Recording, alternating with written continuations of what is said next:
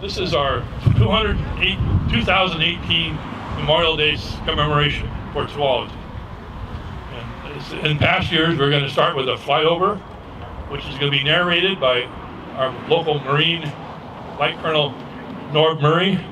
Norb, as most of you know real well, and he was a combat pilot in Vietnam. He flew 820 combat missions, and during his career, he flew Marine Helo 1 for 3 different presidents. So let's welcome on Norm.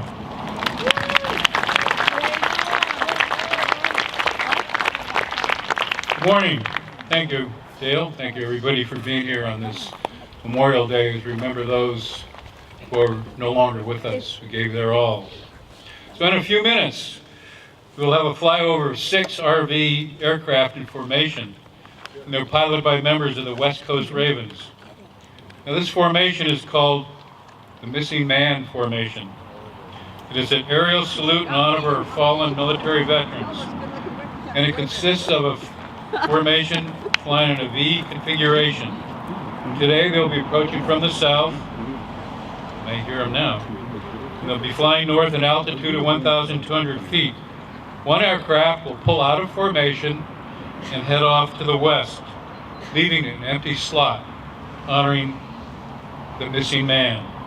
This solemn maneuver serves as an emotional reminder of our military heroes who have passed on. The West Coast Ravens are a group of pilots from western states who fly experimental RV aircraft in formation at air shows, memorial ceremonies, and other aviation events.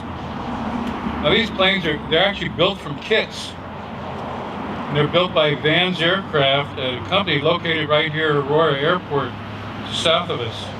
And the company started off originally as a very small, out of a small barn in Reedville over 40 years ago, and they currently keep about 90 employees busy putting together several hundred kits each year. There are over 9,000 aircraft in 45 countries. There are 9 models of the aircraft. Some are tandem seating, front and back, and the others are side by side. They're powerfully and highly maneuverable, and some of them they're well suited for formation flying. Most of the aircraft they're built and maintained by the individual pilots. Now, although they're not affiliated with the military, although a lot of the pilots are retired military, the Ravens adhere to strict formation standards originally developed by the U.S. Air Force and the U.S. Navy. They fly with a degree of discipline that is a precision that rivals anything you'll find in civilian flying today. Today, the West Coast Ravens will conduct flyovers 7 different areas.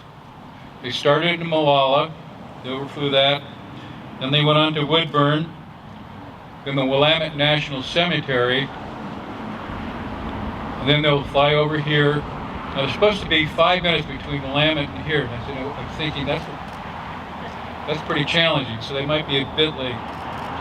Then they go to Beaverton, and they come back and fly the Korean War Memorial in Wilsonville, and finish up with Lake Oswego.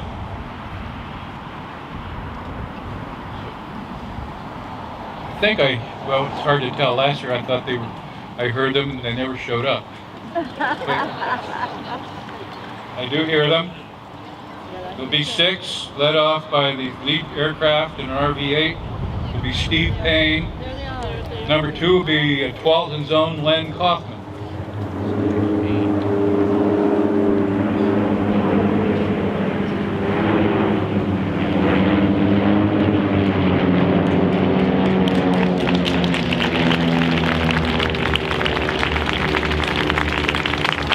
That was actually Len Kaufman that did the peel off. He is a Tualatin resident, retired military aviator.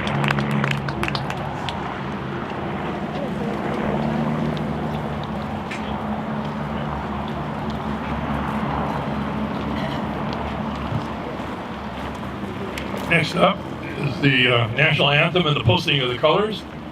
The national anthem is sung by the Tualatin High School Crimson Airs, led by Director Kim. Also, the Tualatin Honor Guard is presenting the colors. We all need to stand. We all need to put our hand over our heart, or we also salute if you ever served in the military.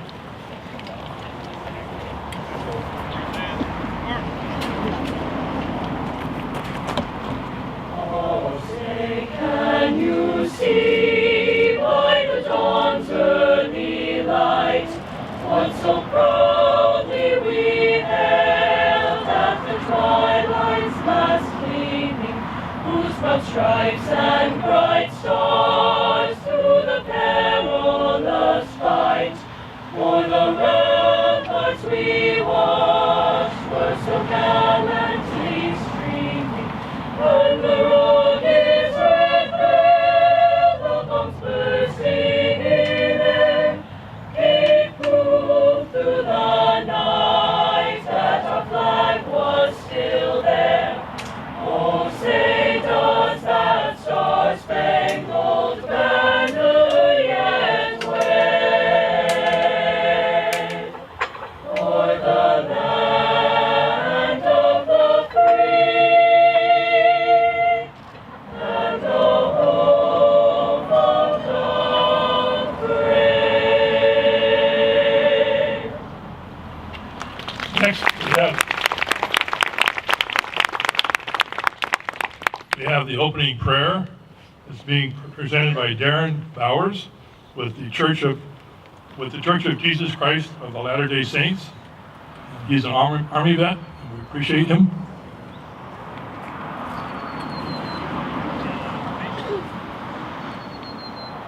Our Father in heaven, we humbly bow before thee this day, grateful for the opportunity to come and commemorate those who gave the ultimate sacrifice for our American freedoms and for those peoples who cannot stand up for their own.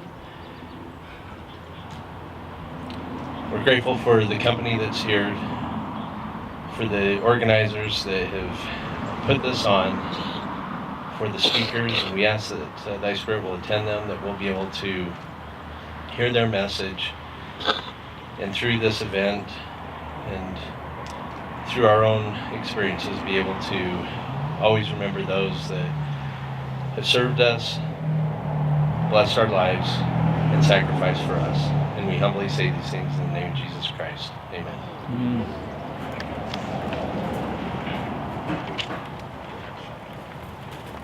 Now the Crimson Airs with America the Beautiful. Oh, beautiful for spacious skies, for amber waves of grain, for purple mountain majesties, above the fruited plain. America, America, God shed His grace on thee, and crown thy good with brotherhood, from sea to shining sea. Oh, beautiful for spacious skies, for amber waves of grain, for purple mountain majesties, above the fruited plain. America, America, God shed His grace on thee, and crown thy good with brotherhood, from sea to shining sea, and crown thy good with brotherhood, from sea to shining sea.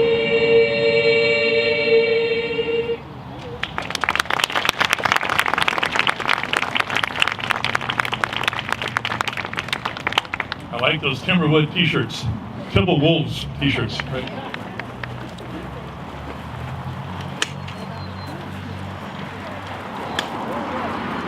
Our next speaker was last year's honored veteran, Jerry Larson, with the pardon, start this again. Let Jerry Larson is leading the Pledge of Allegiance.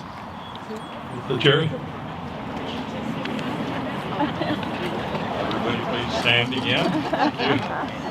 Now those of you that never served in uniform can hand salute and rest hands over the heart.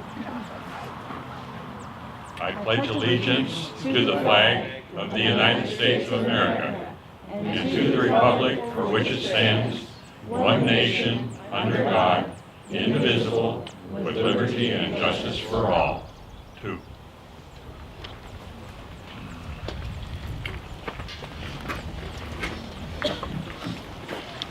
Now we get an official welcome from the president of the Winona Cemetery Board.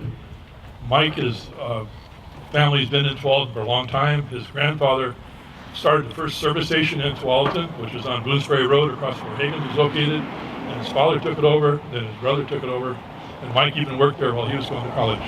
So let's welcome Mike Hannigan. Thank you, Dale. And on behalf of the Winona Cemetery Association, I would like to welcome you all. Just a little bit about the cemetery. We were founded in 1900, and we are a nonprofit organization. And because of that, that does make our budget tight. We keep in existence through donations and plot sales. We still do have available plots. This year, we had an unfortunate accident out the side where several pieces of our fence were run over. So if you'd like to make a donation, we do have a table over here. And that was the word from your sponsor. So again, welcome, and enjoy the rest of the afternoon.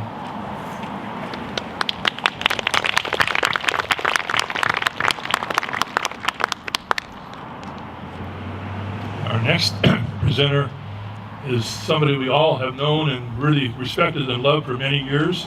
He's our mayor of Tualatin, Lou Ogden.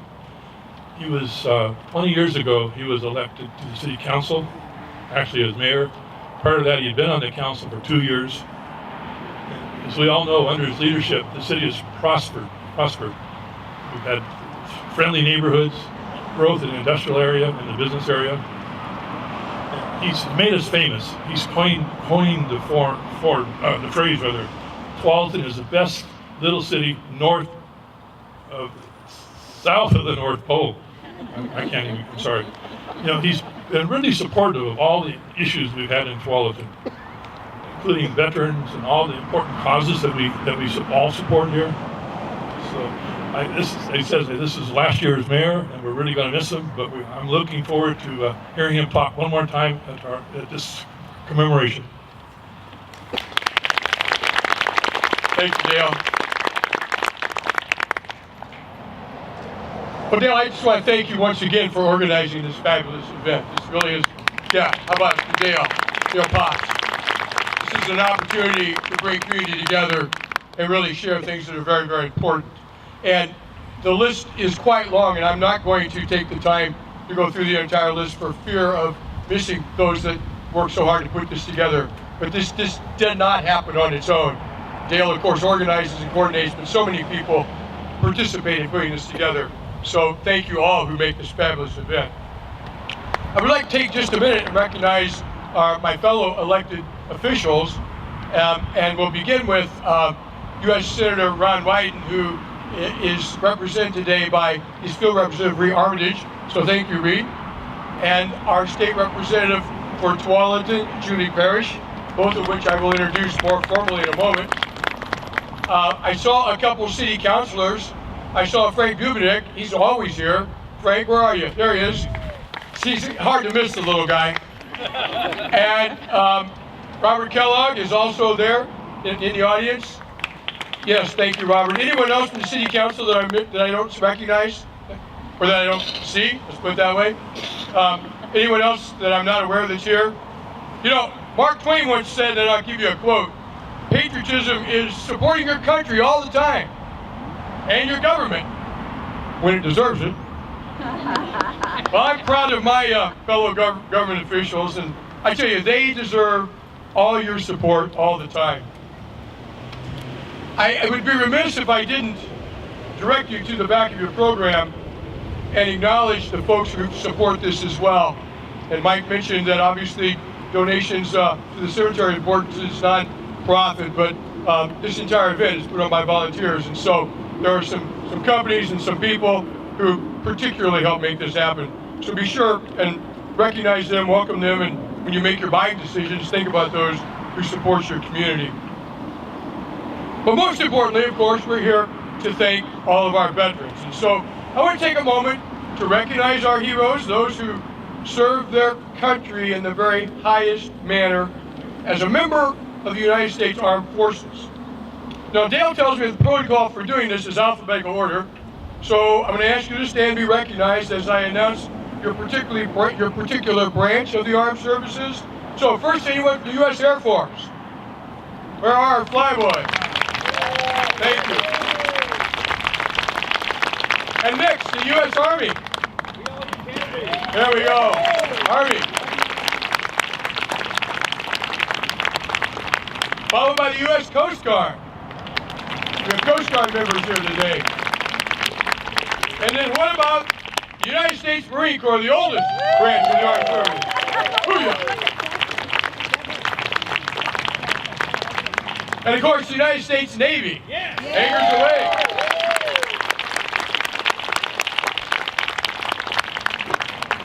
We also have those that maybe aren't readily as recognized.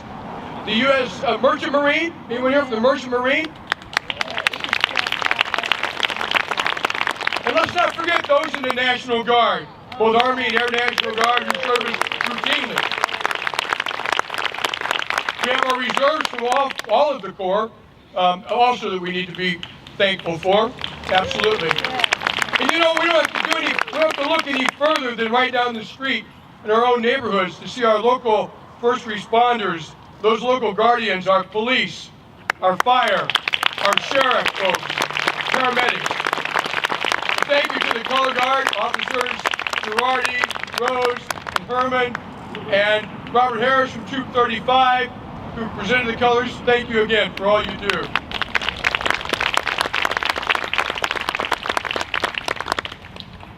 In addition to those who serve officially, there's another group of heroes that are often unsung.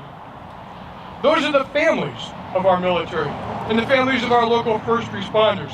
These are the spouses, the children, the siblings. They endure the absence of their loved ones while they are deployed or employed.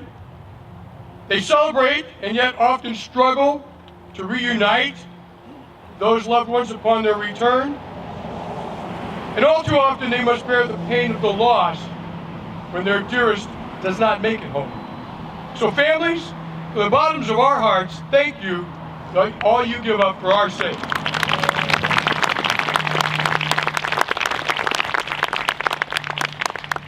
Today, let's offer a special salute to those veterans who fought and returned home, but with injuries that usurp their life plans, usually for the rest of their lives. Those disabled veterans. Please stand if you're able and give a salute, a Tualatin salute, to show them your unending gratitude. How about a standing ovation for our disabled veterans?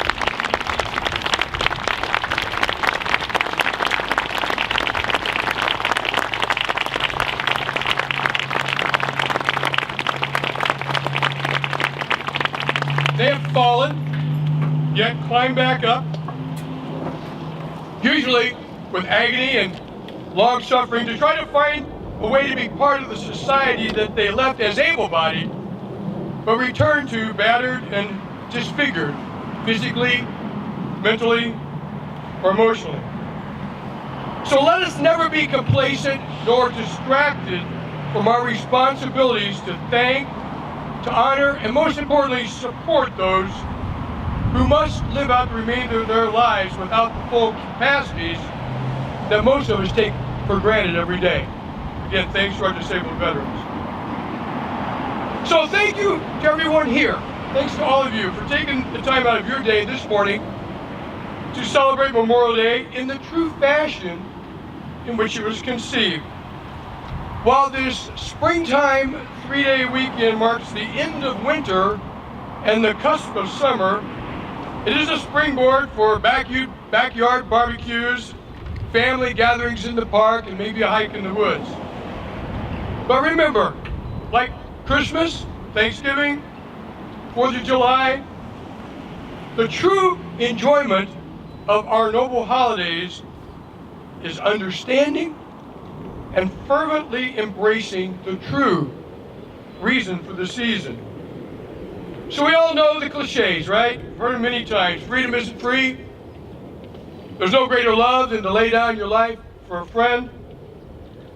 Some gave all gave some.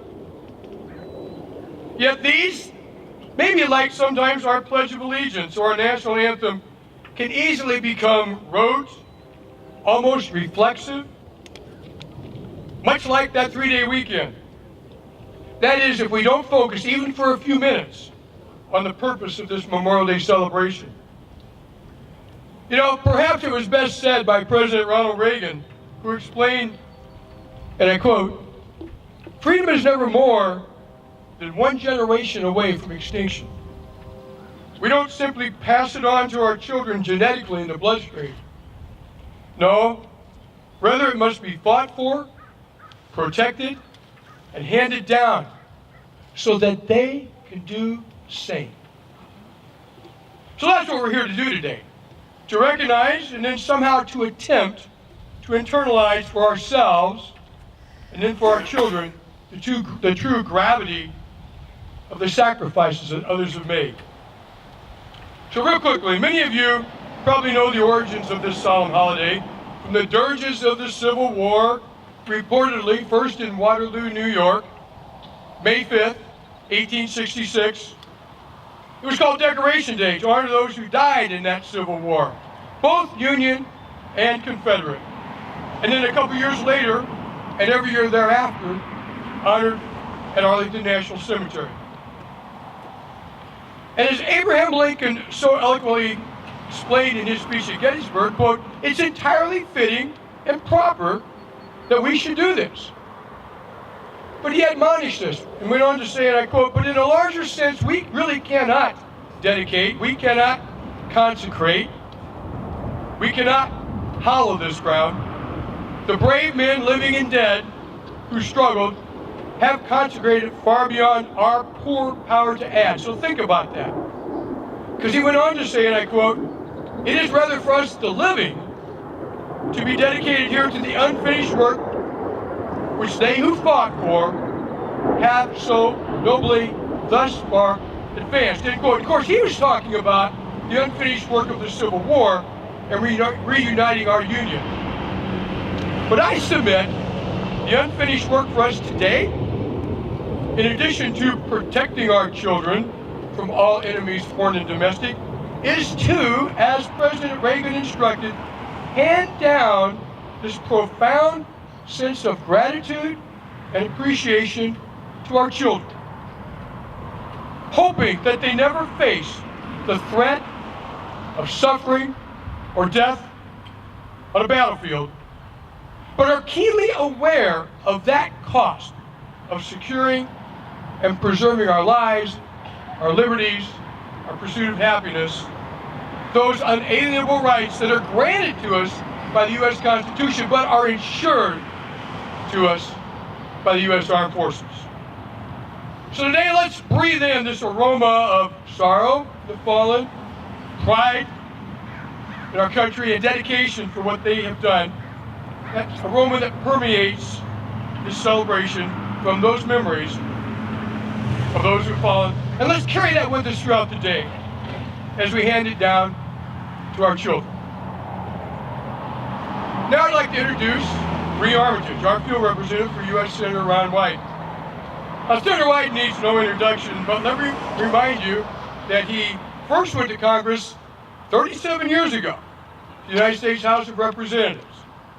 He then won election to the United States Senate in 1996 and has continually won re-election with always at least 70% of the vote. I wonder why I didn't do that. He's the dean of the Oregon delegation and the ranking member of the powerful Senate Finance Committee. Now, we're the senator here today, and those of you who have known him or heard him speak more than once know that what he would say is, I want to thank you for that inflationary introduction. Wouldn't he say that? And he would probably go on to say that I want to inflict upon you the cruel and unusual punishment of a filibuster speech. But the senator is probably best known to us as having pledged and then delivered on the promise to meet Oregonians in all 36 counties of Oregon each and every year. So that multiplies out to over 800 town halls, and I'm sure that the actual total is much more than that. So in spirit, he can't be in all 36 counties at the same time, so we're grateful that Ree Armitage is here to personally deliver Ron's letter to Tualatin.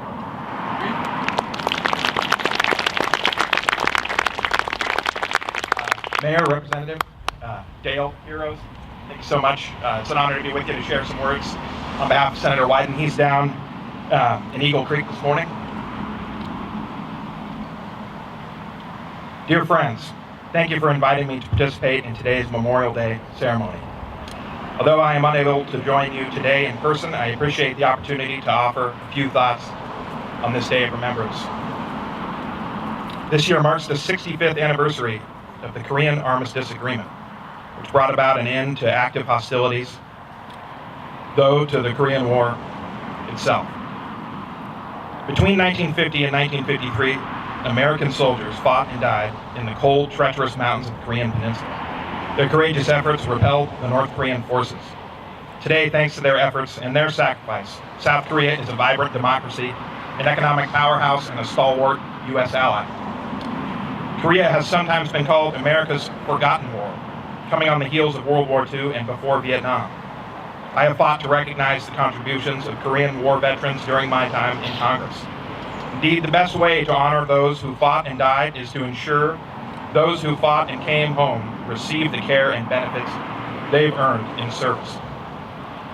I'm also very proud to say that I've never gotten a sense from Oregonians that the Korean War veterans were forgotten. And I'm pleased the rest of the country seems to be catching on. The willingness of Korean War veterans to come forward and share their stories has prompted millions of Americans to remember the more than 35,000 of their countrymen who laid down their lives. Across the nation today, many Americans are celebrating the unofficial opening of summer with picnics and barbecues. As we do so, let us all take a moment to remember those friends and family members who served in Korea and in conflicts before and after. Let us remember, too, those who paid the ultimate price in service to our state and to this great nation. And finally, let us keep the men and women carrying on this noble tradition of military service in our hearts. Let us resolve to ensure we do right by them and their families. Sincerely, Ron Wyden, United States Senator. Thank you.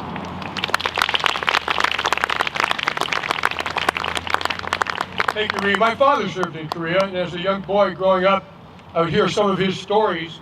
You know, he never complained about the effort and the sacrifice. He talked about his friends. He talked about serving his country, and he talked about the ROK soldiers, ROK, Republic of Korean soldiers, and the partnership and the deep friendships that RGIs embraced with those folks who are also fighting to defend their country. So thanks to the Senator for bringing that to our recollection again.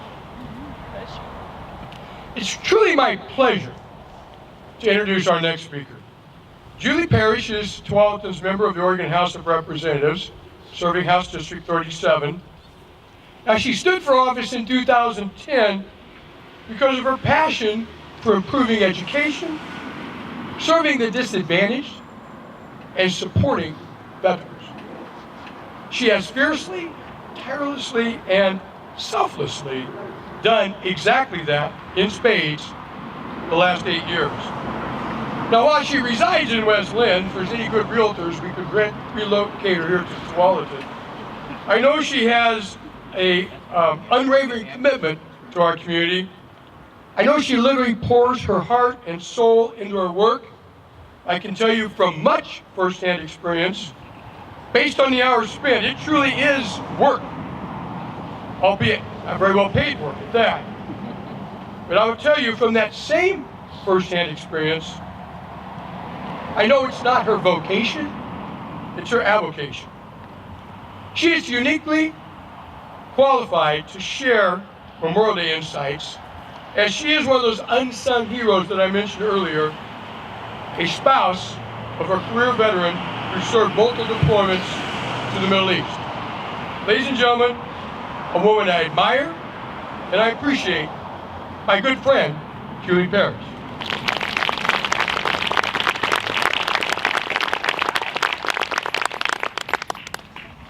Well, good morning, and thank you all for coming, and the VFW and all the partners here for hosting the annual Memorial Day observance at Winona Cemetery. I am State Representative Julie Parrish, and for 8 years I've had the honor of serving as your representative to the Oregon State Legislature, and specifically serving all 8 of those years on the House Committee on Veterans Affairs. As a military spouse of a retired colonel who served 2 deployments to Iraq, and the sister, aunt, and daughter-in-law to a host of veterans spanning 3 major wars, being an active voice for our veterans in state government is one of my highest priorities and deepest commitments. I have truly appreciated being invited to participate in this ceremony over the years to share with you the reasons we come together to honor and remember those close to us whom we have lost in their sacrifice to our nation, as well as the 1.3 million servicemen and women spanning back to the founding of the United States, who laid down their lives for the principles of our great nation. The freedoms we hold dear were paid for in the blood of those soldiers and in the tears of the family they left behind. It is our specific freedoms carved out in our Declaration of Independence and our Constitution: life, liberty, the pursuit of happiness. Our freedom of religion, speech, a free press. Those and many others are the freedoms that make our country unique among nations. And for the millions of Americans who have served in uniform, the freedoms that have been worth upholding with one's life. That's why I struggle with the disconnect between what Memorial Day is supposed to mean and what it has become. While there are remembrance ceremonies happening today in our community, across the nation, and in our nation's capital, it's disheartening how few people understand the true observance of Memorial Day for which it was intended. I can appreciate how the meaning of a custom can be lost when there are so few who recall its true origin. Right now, there are just 500,000 World War II veterans still among us. For students in our high schools, like my son, who was a sophomore, born just days after 9/11, and even being a military child, in the length of the wars in Iraq and Afghanistan, makes his father's deployment 9 years ago, just a distant memory. When just 7% of the nation's living population has a service connection to our armed forces, it's easy to see how Memorial Day has slipped into an opportunity for most Americans to enjoy that 3-day weekend or a sale at the mall. And I say this not to chastise those who are disconnected from the loss we remember on this day. Rather, I challenge those of us who do understand the purpose of Memorial Day, who grieve a loved one who's lost, to become more actively engaged in educating the community and our youth about the sacrifice of our veterans. And understand, when I talk about sacrifice, I am not just speaking about those who have paid the ultimate price for freedom on the field in combat, or those missing in action, like Bob Knott from Salem, whose remains were recently returned to U.S. soil 52 years after going missing from his Army deployment in Vietnam. On this day, I also think deeply about the sacrifices of those who have served and are lost among the living, whose lives are hastened as a result of their service, those 8,000 or so veterans who tonight in Oregon will not have a permanent place to call home, or whose unchecked addiction and mental health issues caused by the trauma of war will bring them into the statistical fold of being one of the 22 veterans a day who are taking their own lives. Those veterans didn't die in a foreign theater, but right here at home in a way that was preventable. We don't count them among the 1.3 million U.S. lives we've lost in combat, but we should. So this morning, I want you to rethink the meaning of this day.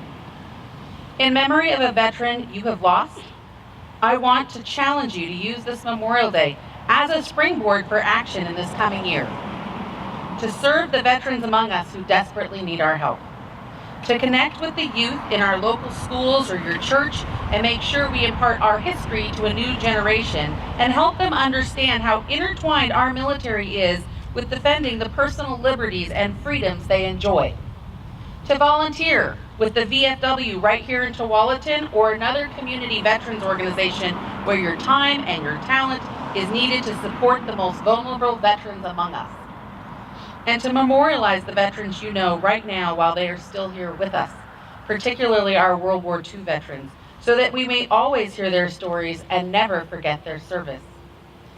Let today be a day we remember those who served and sacrificed for the sanctity of a country we hold dear. But moreover, let today be the catalyst that empowers you to create positive change in the veterans community. That when we talk about not leaving a man behind in battle, we extend that philosophy to the men and women veterans still among us who need your help no different than if you were next to them on a beach in Europe, a jungle in Vietnam, or on a desert in the Middle East. Let us not grieve lost friends in sorrow, but rather live our lives in a way that honors their sacrifice. I truly appreciate every one of you being out here today to listen, to learn. I'd like to see the young children in the audience. And I just thank you, all of you who've served and your families here today. Appreciate your service and your sacrifice. Thanks.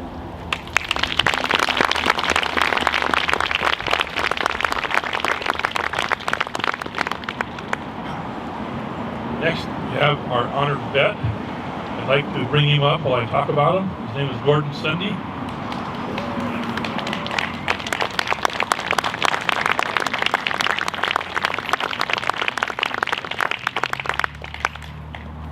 Gordon was raised in Tualatin. If you went down Boots Ferry Road, if you go south, you hit Avery. His family farm was on that corner. And he grew up he had 4 brothers. He was the youngest. The 4 of them played musical instruments and sang. They were really well known in Tualatin, in the whole county area for the inter contests, and they'd win contests all over the place. His 3 older brothers were in World War II and in Korea. He was drafted for Korea. By the time he got through flight training, the Korean War was not really over, but it was publicly considered a war, although it is. But he was involved in what's called the Cold War. We were worried about Russia. So he flew planes that were ready in case Russia sent over bombers. He would have shot those down before they got here. So after that, he was involved in Vietnam. He flew a big 4-jet Starlifter plane, had 4 engines, jet engines. He took supplies and men to Vietnam from McCord Air Force Base.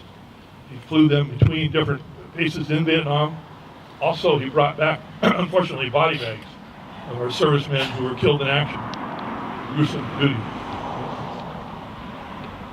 But kind of in relation to that, he has several family members buried in Winona here.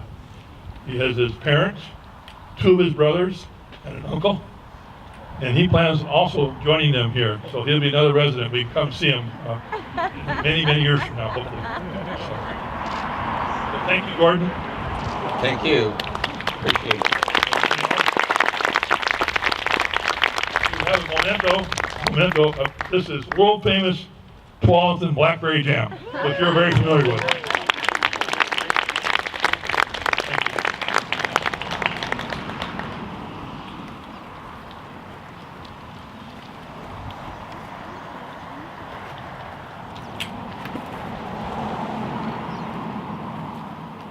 Next up on our program is we always have a poem in Flanders Fields, and it's presented by Kathy Walsh.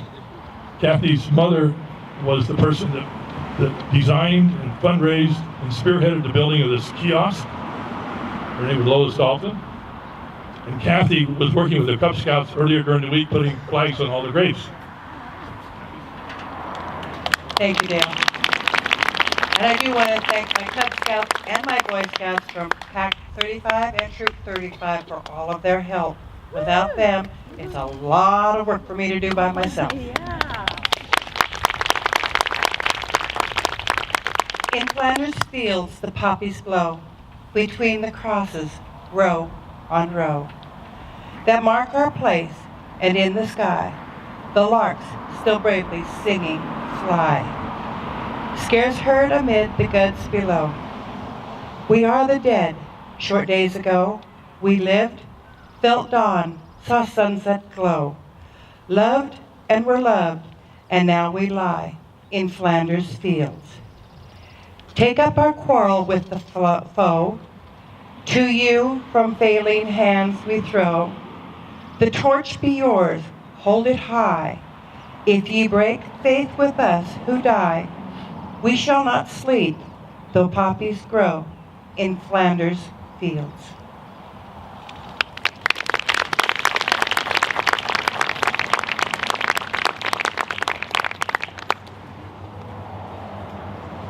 Well, next we have the president of the Tualatin VFW Missouri, Phyllis. Her group has been responsible for putting together the picnic, for which we're all going to be joining very shortly. Thank you. I wish to invite all of you over to the park for a picnic, sponsored by the auxiliary, of course, and I hope all of you have enjoyed this. Speakers here, and I hope you have a nice day the rest of the day, as well as join us at the park for the picnic. You'll have fun. Thank you.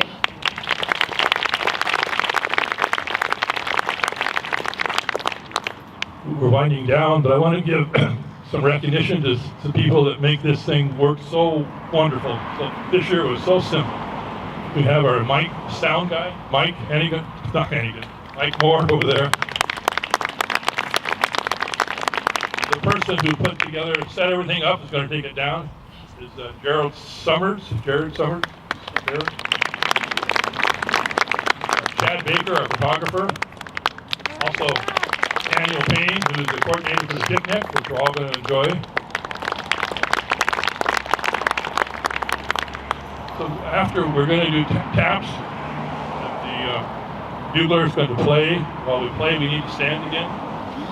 We stand again, and we put our hands over our heart, also for prayer. And we're going to have a moment of silence after this particular ceremony is done.